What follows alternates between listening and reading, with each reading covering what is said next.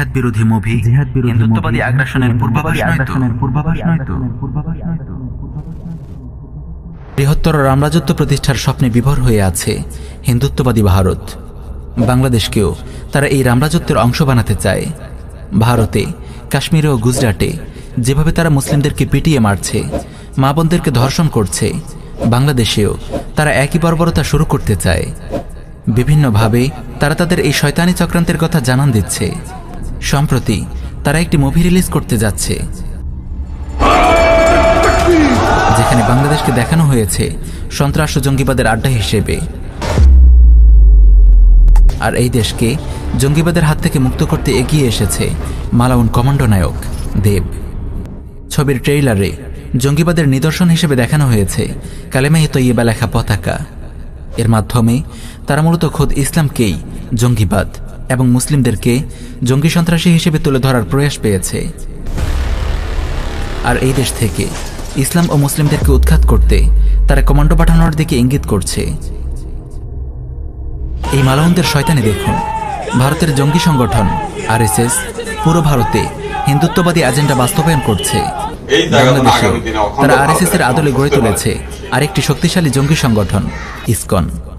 এই মালাউন শয়তানরা ভালো করেই জানে বাংলার মাটিতে রামরাজত্ব প্রতিষ্ঠার পথে সবচেয়ে বড় বাধা হবে জিহাদ ফি সাবিলিল্লাহ। যখনই তারা রামরাজত্ব প্রতিষ্ঠার লক্ষ্যে মাঠে নামবে, উম্মাহর সিংহরাও গর্জে উঠবে, তাদের রামরাজত্ব প্রতিষ্ঠার স্বপ্ন ধুলোয় মিশিয়ে দেবে। তাই তারা মিডিয়ার মাধ্যমে জিহাদ বিরোধী অপপ্রচার চালাচ্ছে, নাটক, মুভি ইত্যাদির মাধ্যমে খোদ মুসলিমদেরকে জিহাদ বিমুখ করার চেষ্টা করছে, যাতে তাদের রামরাজত্ব প্রতিষ্ঠার পথ সুগম হয়। মুশরিকরা যতই আস্ফালন করুক, যতই নাটক, মুভি বানিয়ে মুসলিমদেরকে জিহাদ ফি সাবিলিল্লাহ থেকে সরানোর চেষ্টা করুক, ইনশাআল্লাহ তাদের রামরাজত্ব প্রতিষ্ঠার এই দিবাস্বপ্ন কখনোই পূরণ হবে না। বরং তাদের এই অপচেষ্টা রাসূলুল্লাহ সাল্লাল্লাহু আলাইহি ওয়াসাল্লামের প্রতিশ্রুত গাজওয়াতুল হিন্দকেই ত্বরান্বিত করবে। আর মুমিন ও মুশরিকদের এই মহাযুদ্ধে আল্লাহর ইচ্ছায় মুসলিমরাই বিজয়ী হবে। রাসূলুল্লাহ সাল্লাল্লাহু আলাইহি ওয়াসাল্লাম ইরশাদ করেন, লা ইয়াগজুয়ান্নাল হিন্দা লাকুম জাইশ ইয়াফতাহুল্লাহু আলাইহিম হাত্তা ইয়াতু বিমুলুকিহিম মুগাল্লিলিনা বিসসালাসিলি। অবশ্যই তোমাদের একটি দল হিন্দুস্তানের সাথে যুদ্ধ করবে।